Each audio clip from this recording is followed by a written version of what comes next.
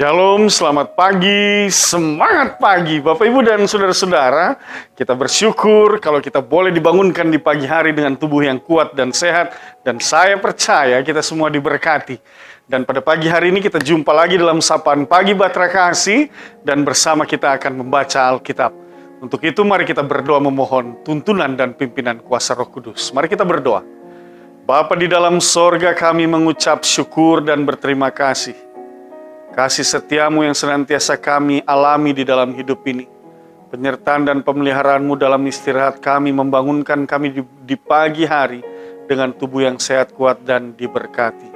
Kami akan membaca Alkitab, kami mohonkan kuasai kami dengan Roh-Mu yang kudus, memampukan kami mengerti dan memahami setiap firman yang diberitakan. Demi Kristus Yesus Tuhan dan Juru Selamat, kami berdoa kepada Bapa di sorga. Amin.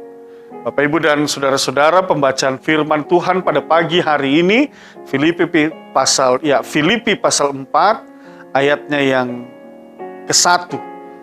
Mari kita dengarkan bersama-sama. Kalau Bapak Ibu siapkan Alkitab di rumah, mari kita baca bersama-sama, kita mulai. Karena itu saudara-saudara yang kukasihi dan yang kurindukan, sukacitaku dan mahkotaku, berdirilah juga dengan teguh dalam Tuhan, hai saudara-saudaraku yang kekasih. Demikian pembacaan Alkitab. Bapak Ibu dan Saudara-saudara yang dikasihi oleh Tuhan Yesus Kristus, opa oma, anak cucu yang diberkati, Filipi pasal 4 ayat 1 ini dimulai dengan kalimat karena itu. Kata karena itu menjelaskan bahwa ada satu deskripsi, ada satu penjelasan, ada satu peristiwa yang terjadi sebelumnya. Oleh sebab itu mari kita lihat bersama dalam Filipi pasal 3 ayat 17-21 dan kita mulai dengan ayatnya yang ke-18. Di sana dikatakan demikian. Karena seperti yang telah kerap kali kukatakan kepadamu dan yang kunyatakan pula sekarang sambil menangis, banyak orang yang hidup sebagai seteru salib Kristus. Mari perhatikan kalimat yang mengatakan banyak orang yang hidup sebagai seteru salib Kristus. Bapak Ibu dan Saudara-saudara, dalam konteks kehidupan jemaat di Filipi pada saat itu, maka jelas dari tulisan Rasul Paulus kepada jemaat ini, situasi yang ada pada saat itu bahwa ada banyak orang yang menolak kehadiran Kristus, menolak ajaran Kristus, menolak para pengikut Kristus, bahkan mereka disebut dengan seteru salib Kristus. Ada satu posisi yang diambil dan posisi itu jelas kontra dengan apa yang diajarkan, apa yang disampaikan oleh para murid Tuhan Yesus kepada masyarakat pada umumnya, secara khusus kepada jemaat mula-mula. Lalu kemudian dalam situasi ini, Paulus katakan ada banyak orang yang menjadi seteru salib Kristus. Oleh sebab itu pada akhirnya dia katakan karena itu, nah ini dia. Di dalam ayatnya yang keempat, karena itu apa? Di sana dia katakan, karena itu saudara-saudaraku yang kukasihi dan yang kurindukan, sukacita dan mahkotaku, berdirilah juga dengan teguh dalam Tuhan. Nah ini dia. Berdirilah juga dengan teguh dalam Tuhan. Di tengah realitas, ada banyak orang yang menolak Kristus, yang menolak ajaran-ajaran Kristus, yang menolak ajaran-ajaran Kristus yang disampaikan oleh para rasul, para murid. Di tengah-tengah kehidupan jemaat mula-mula, penolakan-penolakan yang ada di orang-orang yang belum percaya, hal itu terjadi.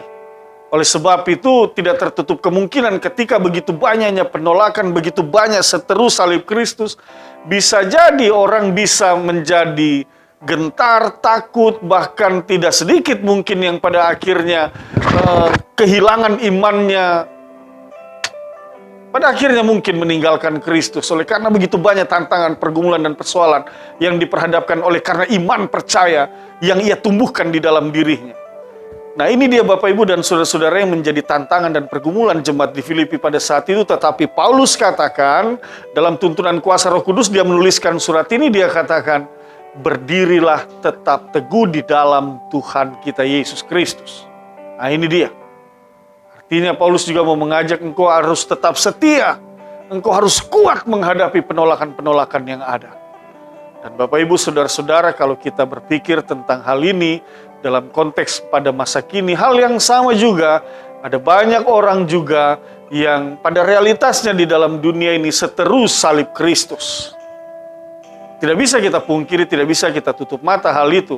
Masih ada banyak orang yang berpikir bahwa apa yang diajarkan oleh Kristus, apa yang disampaikan oleh para murid, itu semua hal yang tidak benar, itu semua hal yang menyesatkan, itu semua ajaran-ajaran yang tidak betul, yang pada akhirnya terjadi penolakan-penolakan juga kepada mereka yang mengimani Yesus Kristus sebagai Tuhan dan Juru Selamat. Tidak sedikit cercaan, tidak sedikit hinaan, tidak sedikit fitnah, tidak sedikit orang menghina apa yang diimani oleh orang-orang yang mengimani bahwa Yesus itu adalah Tuhan dan Juru Selamat. Tetapi Bapak Ibu dan Saudara-saudara, di tengah berbagai pergumulan, di tengah berbagai tantangan iman percayamu, di tengah berbagai pikiran negatif tentang apa yang kau yakini dan yang kau imani, hari ini firman Tuhan mau mengingatkan kepada kita semua, tetap berdiri teguh di dalam Tuhan. Itu dia, tetap berdiri teguh. Sekalipun dunia ini menolak apa yang kau imani, tetap berdiri teguh. Karena apa? Karena yang menyelamatkan engkau pada akhirnya bukan dunia ini, tetapi yang menyelamatkan engkau adalah Sang Juru Selamat dunia ini. Siapa dia? Tuhan kita Yesus Kristus, itu dia. Oleh sebab itu, apapun itu tantangan, pergumulan, apapun itu cercaan, hinaan, oleh karena apa yang kau imani, tidak perlu didengarkan, tidak perlu diladeni. Tetap pegang teguh Kristus sampai akhir hidupmu. Firman Tuhan katakan bahwa mereka yang setia sampai akhir, kepada mereka akan diberikan mahkota kehidupan. Oh, luar biasa. Satu janji kehidupan yang pasti, yang nyata di dalam kehidupan kita, bahwa Tuhan menjanjikan satu mahkota kehidupan, kehidupan yang kekal, keselamatan yang tergenapi, hidup dalam kerajaan Allah. Itu keyakinan kita sebagai orang beriman, karena firman Tuhan ajarkan kita demikian. Yang kedua, kalimat karena itu juga mau menjelaskan bahwa, dan ini semakin meneguhkan siapa sesungguhnya kita. Di dalam ayatnya yang ke-20 dikatakan, karena kewargaan kita adalah di dalam sorga. Dan dari situ juga kita menantikan Tuhan Yesus Kristus sebagai Juru Selamat. Itu dia. Kewargaan kita adalah di dalam sorga. Engkau adalah warga sorgawi. Karena itu berdirilah teguh di dalam Tuhan. Tetap setia dalam iman percayamu.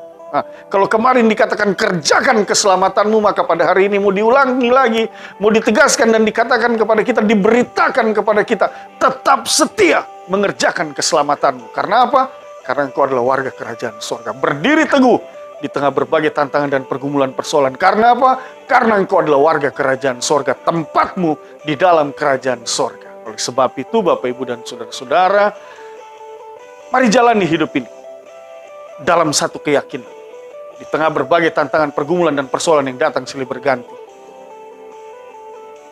percaya saja bahwa engkau yang setia sampai akhir kepadamu. Engkau yang adalah dari awalnya telah ditetapkan sebagai warga kerajaan sorga melalui karya Yesus Kristus yang adalah Tuhan dan Juru Selamat yang engkau imani, yang menebusmu dan yang menyelamatkan. Maka yakin dan percayalah engkau akan ditibakan di masa depan yang Tuhan sediakan. Di tengah kehidupan keluarga, hal ini penting kita sampaikan kepada suami, istri, orang tua, anak-anak kita, kepada keluarga kita. Menyampaikan kepada mereka bahwa engkau bukan saja sekedar warga di dalam dunia ini, tetapi jauh daripada itu engkau adalah warga kerajaan sorga. Dan Allah janjikan ketika engkau tetap berpegang teguh pada ajaran firman Tuhan, pada iman percayamu, engkau tetap berdiri teguh di dalam Tuhan, maka engkau akan menerima bagianmu. Apa itu bagianmu? Engkau akan masuk dalam kerajaan. Oh, itu dia luar biasa. Bapak, Ibu, dan Saudara-saudara, saya percaya penyertaan dan pemeliharaan Tuhan bukan saja nanti kita akan alami. Sukacita, damai sejahtera bukan saja nanti, tetapi mulai dari hari ini kita akan tetap terus mengalami pertolongan, penyertaan, pemeliharaan Tuhan, pemulihan, kesembuhan, sukacita, damai sejahtera, berkat-berkat kasih Tuhan akan nyata di dalam hidup kita. Oleh sebab itu, Bapak, Ibu, dan Saudara-saudara, di dalam janji-janji Tuhan yang Tuhan nyatakan di dalam hidup kita, maka jalanilah hidup ini dengan penuh sukacita dan penuh dengan damai sejahtera. Sekalipun engkau disebut sebagai warga kerajaan sorga, tetapi ingat satu hal, engkau masih ada di dalam dunia ini, dan selama engkau masih ada di dalam dunia ini, maka tugasmu adalah mendatangkan damai sejahtera kepada orang-orang di sekitar. Kalaupun ada yang membenci engkau karena imanmu, ampuni mereka. Kalaupun ada yang memfitnah dan mencerca engkau, ampuni mereka. Jalani tetap hidupmu dengan ringan bersama Tuhan. Saya percaya engkau akan diberkati terus, engkau akan mengalami kebaikan-kebaikan Tuhan dalam hidupmu. Bahkan Jadilah berkat bagi banyak orang agar melalui kehidupan orang akan mengenal siapa sesungguhnya Engkau. Sehingga satu waktu nanti orang yang mengenal Engkau dengan benar dan dengan sungguh-sungguh, maka dia pun akan dimampukan berkata, sungguh orang ini adalah warga kerajaan sorga. Tuhan berkati kita semua, mari kita berdoa. Bapa di dalam sorga, kami mengucap syukur atas firman. Teguhkanlah firman ini dalam hati dan pikiran kami. Berkati opa oma, bapak ibu, anak cucu, saudara bersaudara. Berkati pekerjaan dan pelayanan kami hari ini. Seluruh aktivitas kami, keluarga kami, suami, istri, orang tua, anak-anak. Kami serahkan semuanya, bahkan jemaat-Mu Tuhan. Hamba serahkan semua ke dalam tangan kasih. Demi Kristus Yesus Tuhan dan Juru Selamat, hamba berdoa sambil memohon. Ampunkan dosa dan kesalahan kami. Amin. Selamat pagi, Tuhan berkati kita semua.